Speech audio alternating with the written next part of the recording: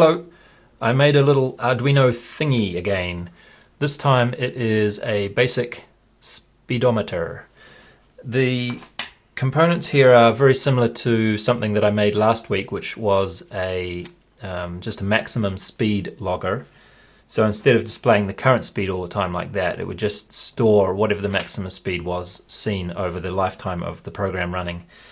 But the components are exactly the same. So there's a Arduino Pro Mini in the middle, and a LiPo to power it, and a GPS module, and the little I2C screen.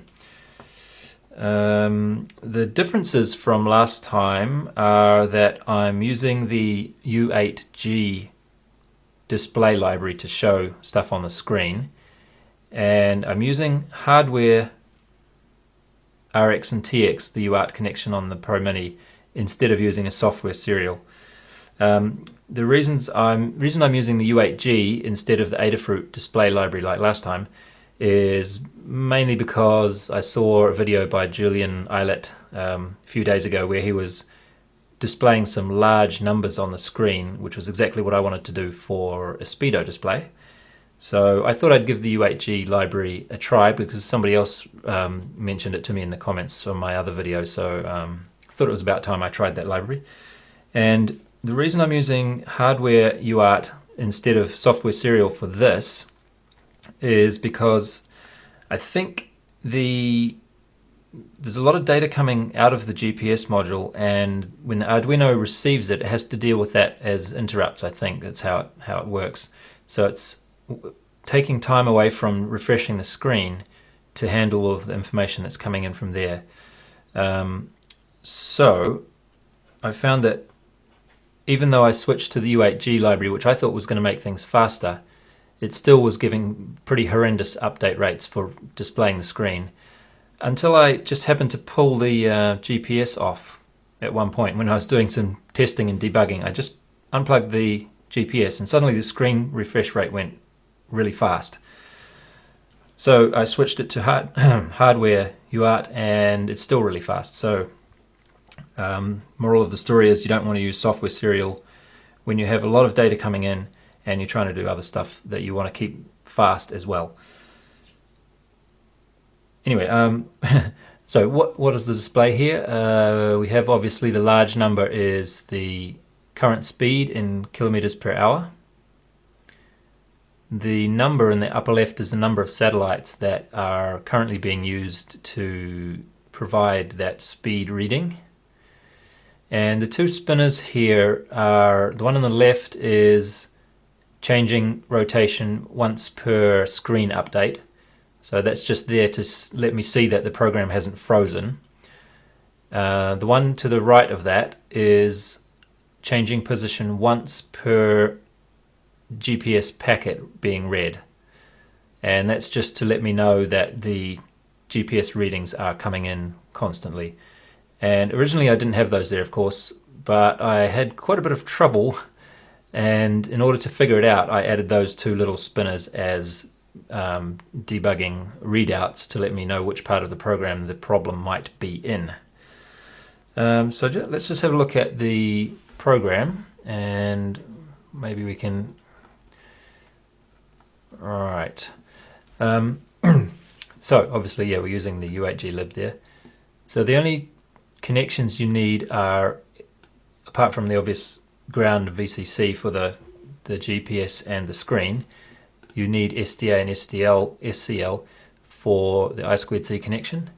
And then, as I mentioned just before, we're using hardware UART, which is going to be pins 0 and 1 on the Arduino for the GPS connection.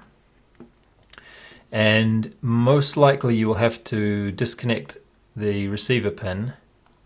I think that Arduino 0 is the receiver pin on the Arduino. So this connection here, I'm pretty sure you'll have to disconnect that in order to upload the sketch. That's what I've found, at least. I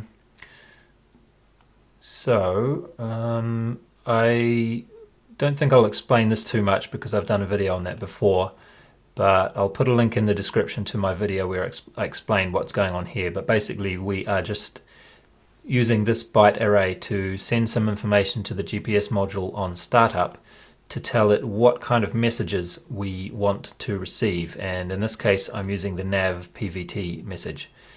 Not that I really need all that information, but I thought it would be nice to use that one because it has the number of satellites and it also has the ground speed in it. So we could do everything with one packet instead of having to use multiple packets, just a little bit more concise for our coding. So that is the nav PVT packet there, and again I'm not going to explain that at the moment, and I'm not going to explain the calc checksum and process GPS stuff either. But when we leave aside the stuff that I've already gone over in detail in other videos, what we do is we start up a connection to the GPS on, well, this is actually, sorry, let me just go up to the top and explain one little bit which is quite important. I've defined this GPS variable to be the serial port. So this is the hardware UART pins 0 and 1, and I just called it GPS because I was using software serial and switching them over when I was debugging, so that's why I used it as a define there. But that just reminds us that we are, rather than using the serial variable to look at something on the serial monitor, which is kind of what you think when you see that, it's a little bit easier to understand it if we remind ourselves that we're talking to the GPS when we use the serial connection. Anyway, then we do something or other for the screen, which I didn't really look into too much. I just copied that off the examples. And then we send that structure of bytes, or that array of bytes, to the GPS module to tell it which kind of packets we want to receive. Alright, so in the main loop function, that's this one here, we check for incoming GPS messages, and if we had one, we just copy the number of satellites and the ground speed variables out of the structure that's used to store the GPS incoming bytes, and then we update the spinner position, so that's going to rotate the little spinning display. And then we take a look at the current time, and if the current time has, if 100 milliseconds has passed since the last time we drew the screen, then we're going to draw the screen. So that should give us a refresh rate of this screen of roughly 10 times per second. Not exactly, but somewhere around that kind of speed. And then we also update the spinner position for the screen spinner. So what do we actually draw? Where is it here? Update screen. So let's look at the update screen function. We change the G speed, which is in millimeters per second. We change that to kilometers per hour to give us the value that we actually want to show. And then we use sprintf to put that into a buffer, and also the same thing, we do that for the number of satellites and the spinners. So these two are going to be just two text strings when we're done. That's what this sprintf function does. It formats this text string for us. I didn't see any functions in the U8G library that could do draw integer. There was only draw string, which is why I'm using sprintf to put these into string buffers or character buffers. So they are just two 16-byte buffers that we're using there. So then we do this drawing loop, display loop, or whatever it's called in the U8G library. That's quite a neat little idea that they've got going there. And the contents of the draw function are basically just to put those two strings onto the screen with drawString. And since we have different font sizes, we're actually going to need to do set font before each of them as well. And I've left this in here. This was a bit of a disaster. It looked nice, but wasted about 2 hours or so of my day today trying to figure out what the problem was. And yeah, we might see a little bit of this in the video, the rest of the video, but basically what happened when for example, if I set the scale, the result of that would be that the speed display there, the 0, or it's quite sensitive actually. You can just sort of move it around like this and it will register some speed change. Anyway, that text there will be doubled in size if you do set scale 2 by 2. So that one there. So that's what I wanted to do. I wanted to have this display here twice the size. And I'll show you first, the first time I tried this, I walked around inside the house and it showed me numbers like we just saw there, sort of, 1, 2. And just walking around in the house, oh, that was a bit fast, wasn't it? Went to 12. But just walking around in the house, I got to values of about maybe 4 or 5 was about all I ever really saw. And I thought, great, it's working. So I took it out and stuck it on the quadcopter and flew it around, and I found that it kept freezing and it wouldn't recover for a while. 20 seconds, 30 seconds or so, it would freeze, and then it would come back and then it would freeze again.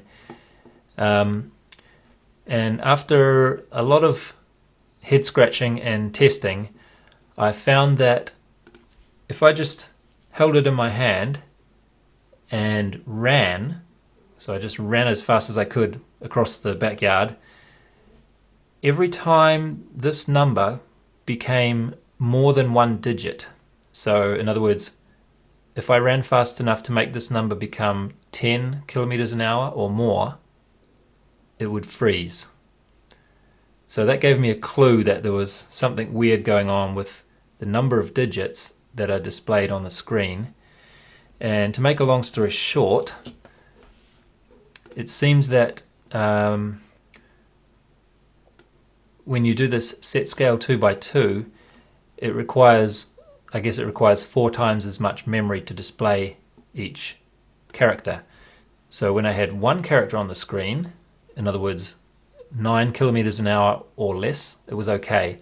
But as soon as you tried to display 2 characters, so 10 kilometers per hour or more of the larger text, all of a sudden you need more memory than the Arduino has. And some of this, at least this is my theory, some of this nav PVT structure that was used to store the GPS stuff was getting overwritten by the screen display code or something like that. But anyway, I found that all I needed to do was not double scale the text and everything would be fine.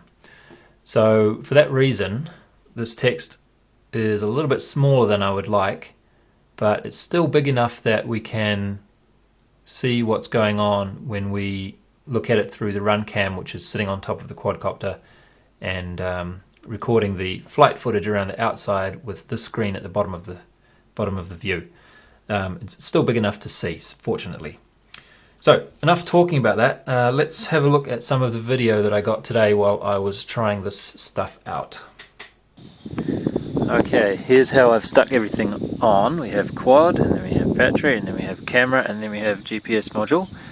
And at the front, hopefully you can see... Okay, this camera doesn't show it very nicely, but fortunately the run cam does show it okay.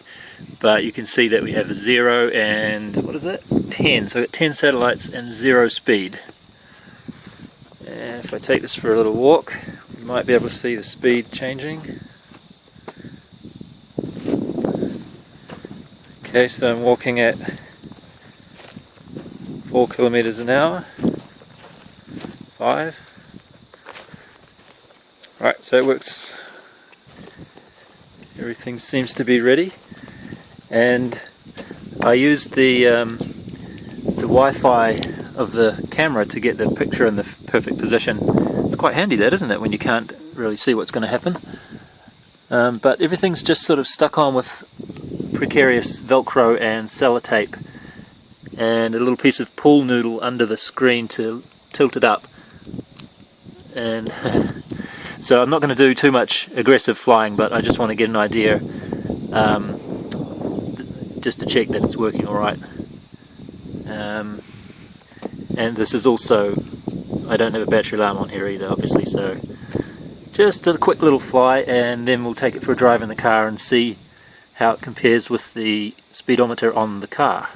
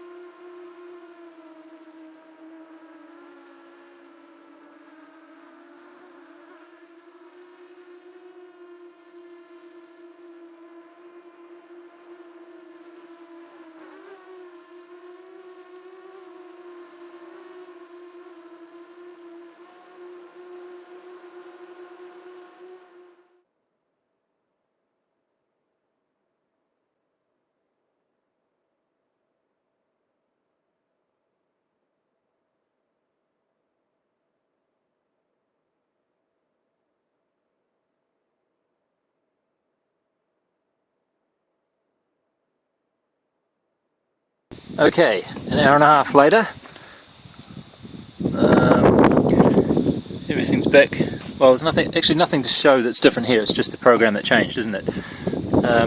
But now, if I take this and I do my little running test, I'll switch you over to that camera, and you'll see that when I run and when I stop, it goes over double-digit numbers and then returns back to zero afterwards without losing any GPS packets.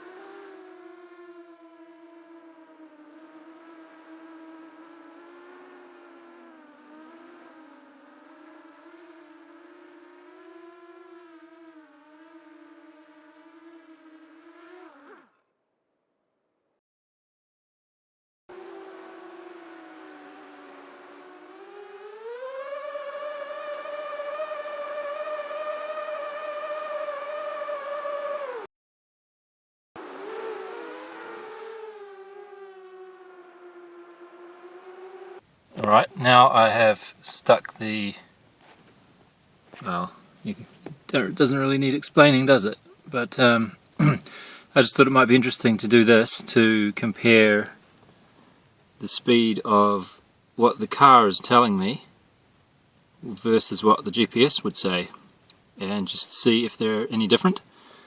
And I'll put the camera, this camera up there, so I can talk and record a little bit of driving, what it looks like out the window at the same time. Okay, come out to a road to nowhere kind of road with no traffic on it, so we can check out how this works. And we have 10 satellites, so let's get started.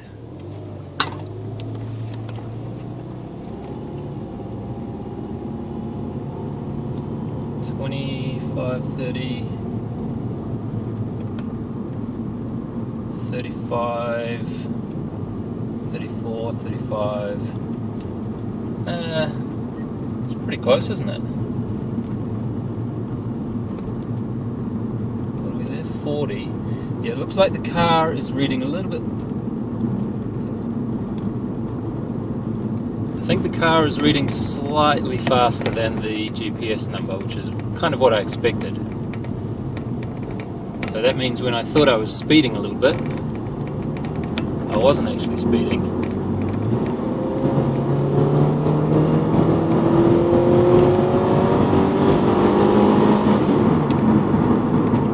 There we go.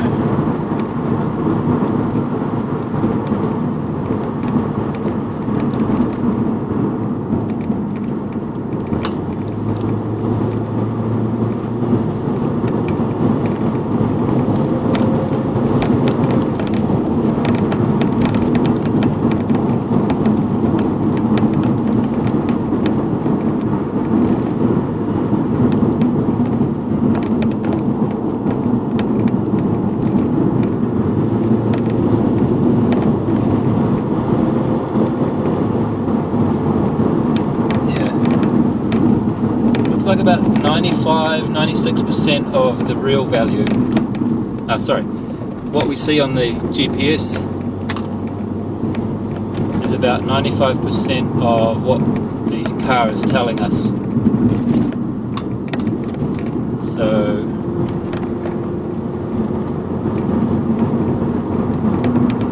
I guess that means if we set the car speedo to the speed limit, we should be safe from the crazy popo giving us tickets. See, that's right on 80 on the car, and it's on 77, 76. Oh, it's a bit tricky to, there we go, 75. Well, hopefully you can see what I mean anyway.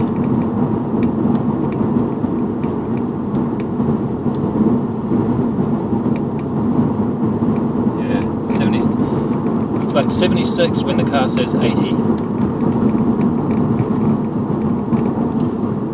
Anyway, that's gonna do it for this video. Thanks for watching.